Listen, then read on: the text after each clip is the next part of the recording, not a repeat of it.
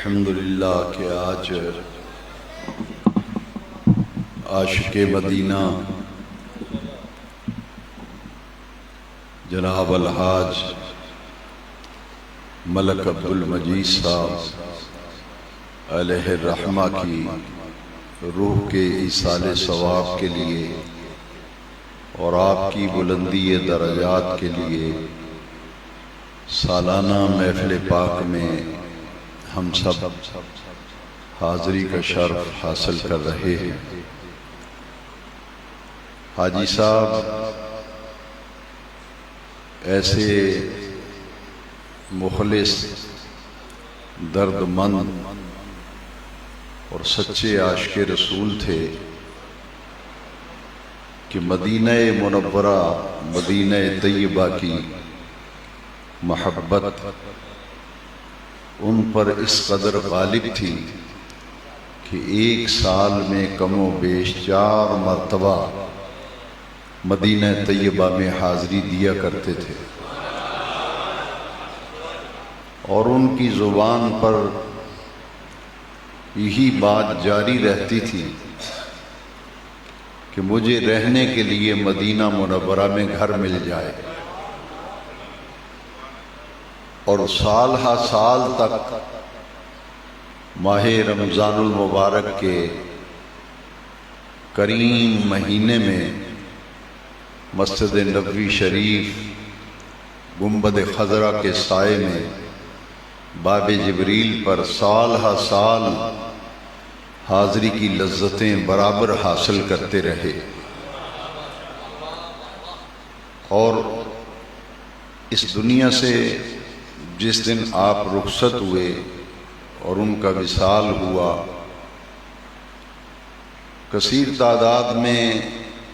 احباب اس محفل میں بھی موجود ہیں کہ انہوں نے اپنی زندگی میں جو آخری جمعۃ المبارک ادا کیا وہ اسی مسجد میں جمعے کی نماز کے لیے تشریف لائے، جمعے کے لیے آئے، اور پھر خطبہ جمعہ سے قبل انہوں نے میرے بیان کے بعد یہاں مدینہ پاک کی محبت کی باتیں بھی ہمیں سنائیں۔ تو ان کی زندگی کا جو آخری یہاں محفل میں حاضری کا بیان تھا، اس میں بھی مدینہ پاک کی جو حاضری کی تڑپ اور لگن اور چاہت ہے وہ بار بار ان کے بیان سے ظاہر ہو رہا تھا، اور الحمدللہ ایسی موت انہیں آئی جو قابل رشک ہے کہ جمعے کی نماز کی ادائیگی،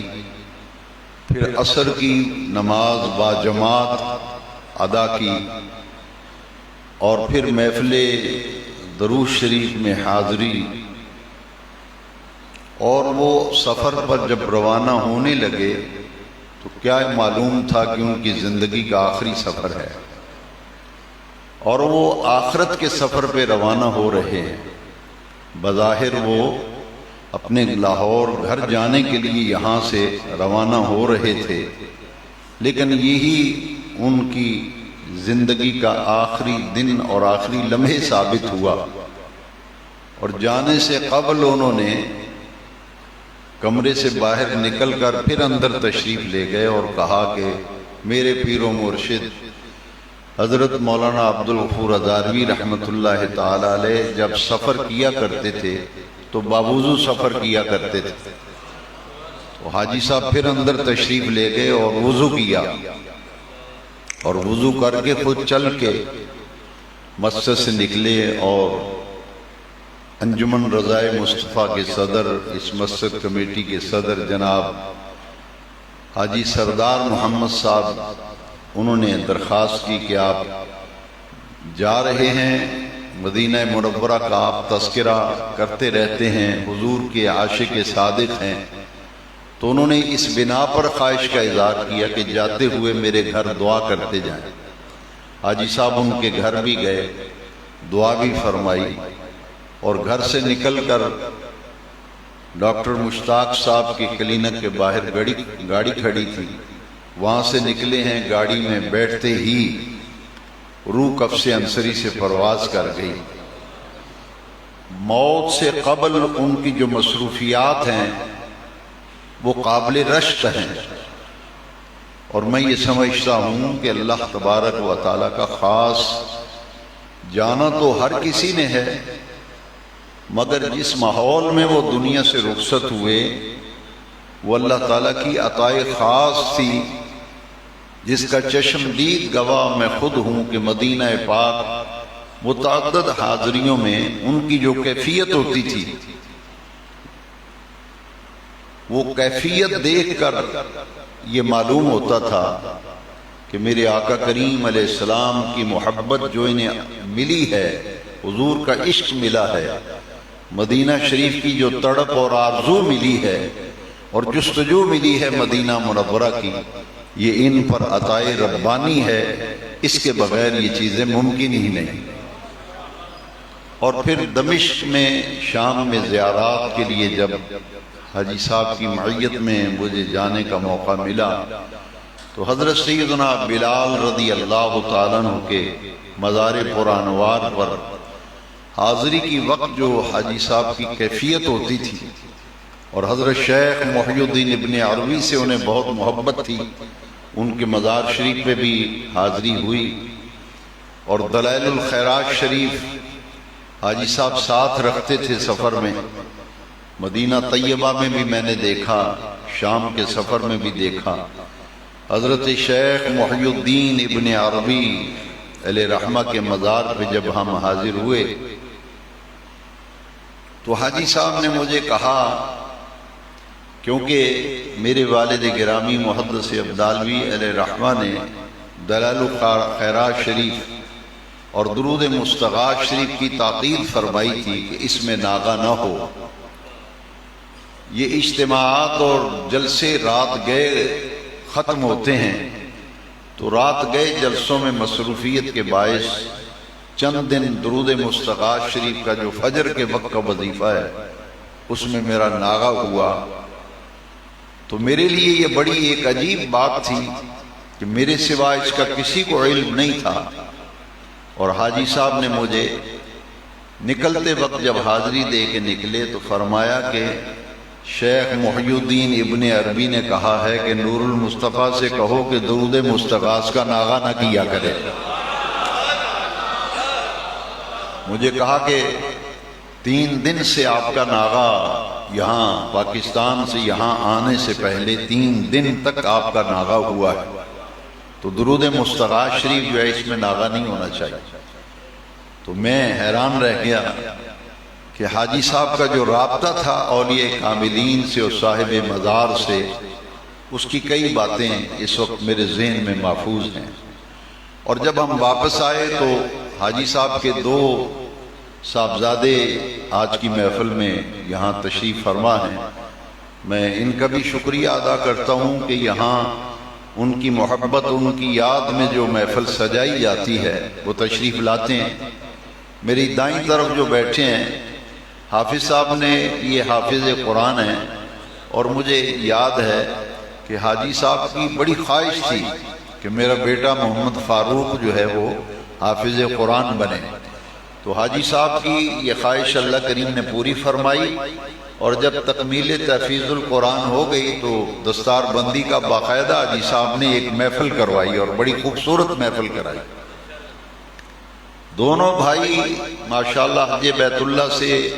کئی مرتبہ حاضری مدینہ منورہ سے مشرف ہو چکے ہیں، اپنے والد گرامی کی تربیت جو ہے اس کا خاصا حصہ انہوں نے حاصل کیا۔ یہ دونوں بھائی بھی میری گواہی دیں گے۔ حاجی صاحب جب واپس آئے شام سے، دمشق سے زیارات سے،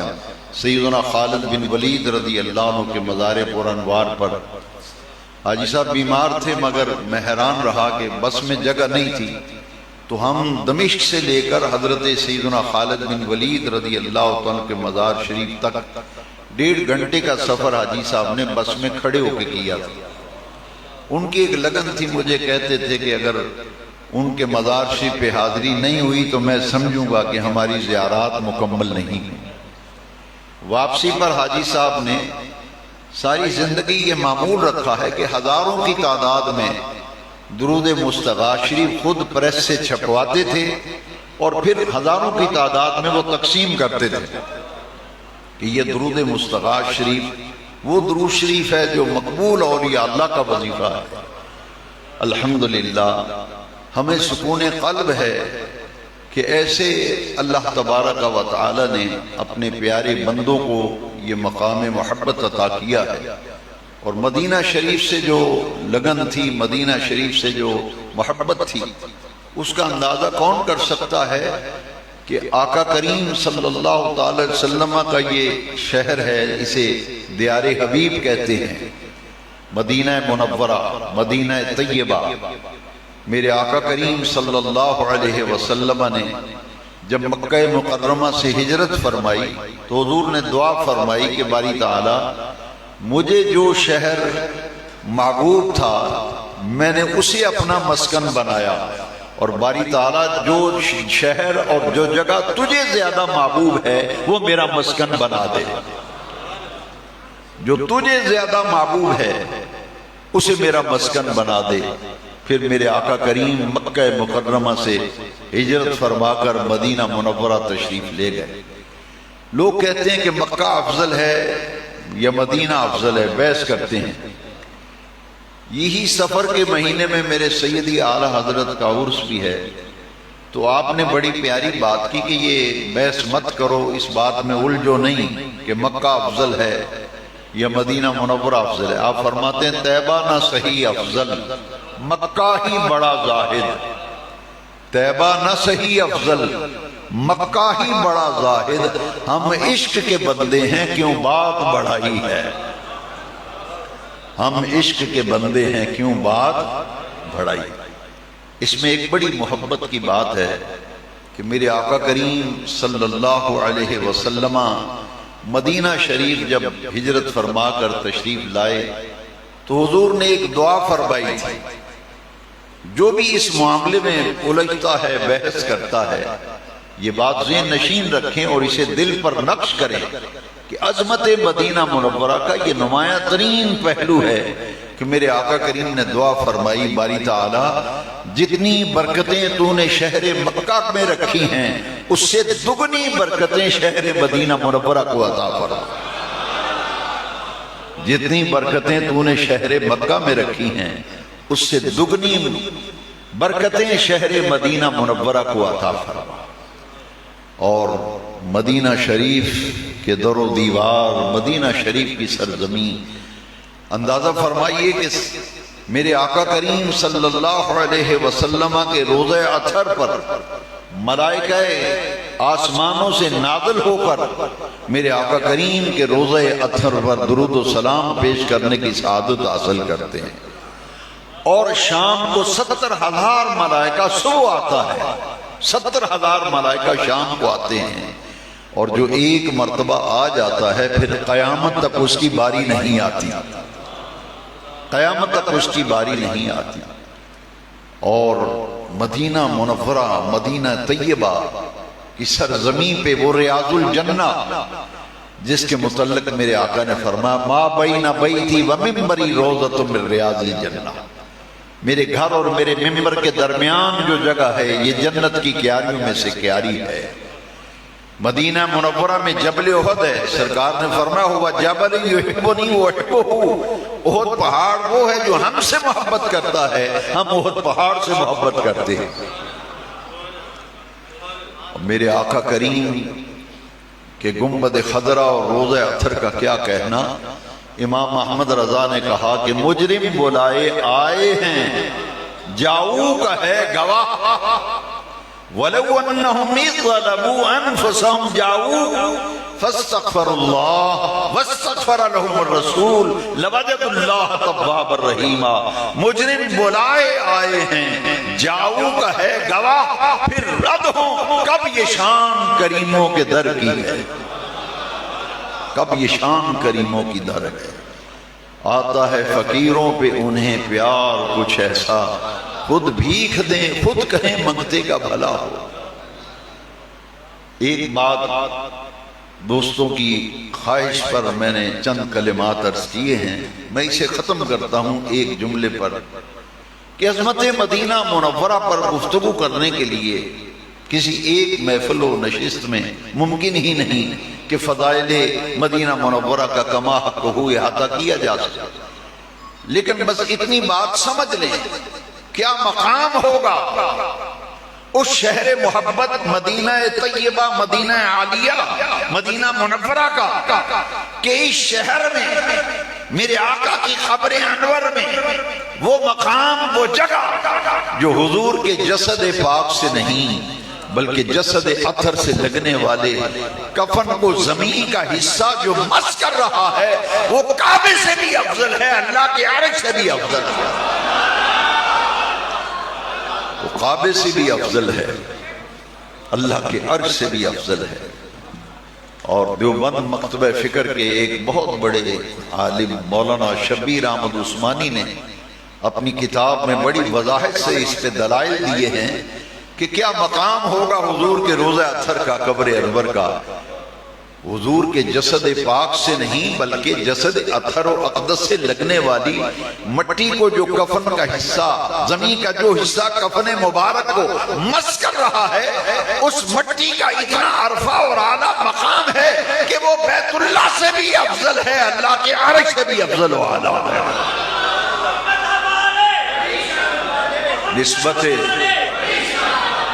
یہ نسبت مصطفیٰ سے مقام ملا ہے. لوگ کہتے ہیں ریاض الجنہ میں نفل پڑھنے ہیں، تو ریاض الجنہ دراصل یہ میرے مصطفیٰ کی گزرگاہ ہے. اس کی فضیلت پر اگر ما بین بیتی و منبری روضۃ من ریاض الجنہ، ریاض الجنہ کو مقام ملا تو اس لیے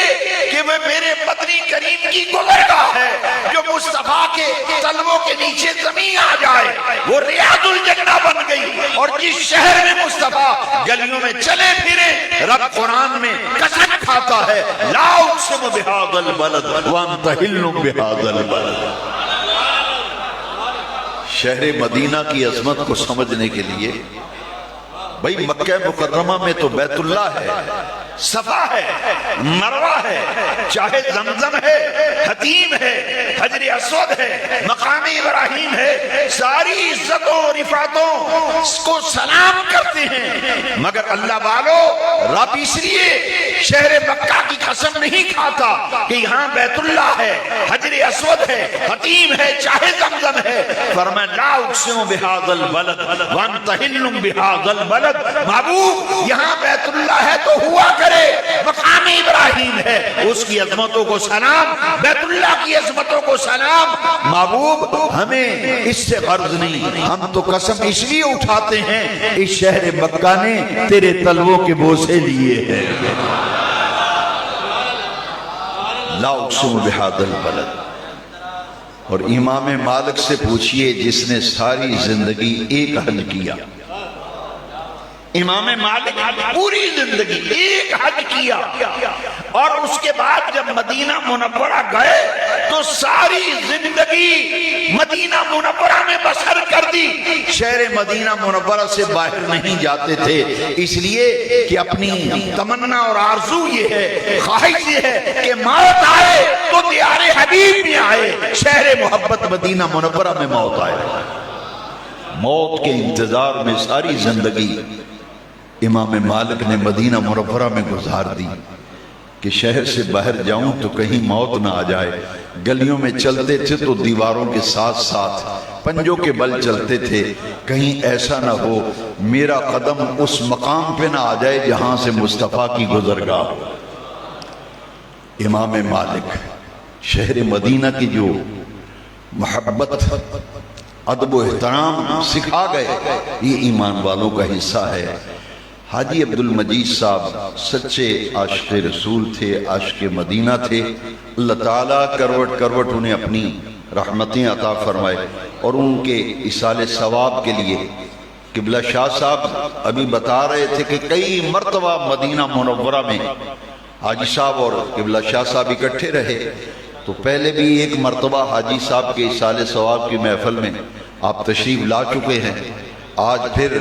انہی کو دعوت دی گئی کہ انہی سے پیار، اور وہ ان سے بہت محبت کرتے تھے، شاہ صاحب سے بہت پیار بھی تھا، دل و جان سے عزت و احترام بھی کرتے تھے۔ تو ہم نے انتخاب کیا کہ عالم اسلام کے مایہ ناز خطیب، میرے مسلک کی آن، شہنشاہ خطابت، تاجدار اقلیم خطابت، حضرت صاحبزادہ والا تبار پیر سید فدا حسین شاہ صاحب حسینی، آپ کی خدمت میں نہایت ادب سے ملتمس ہوں کہ آپ اپنے ملفوظات عالیہ سے اور اپنے بیان سے ہمیں محظوظ فرمائیں۔ نعرہ تکبیر!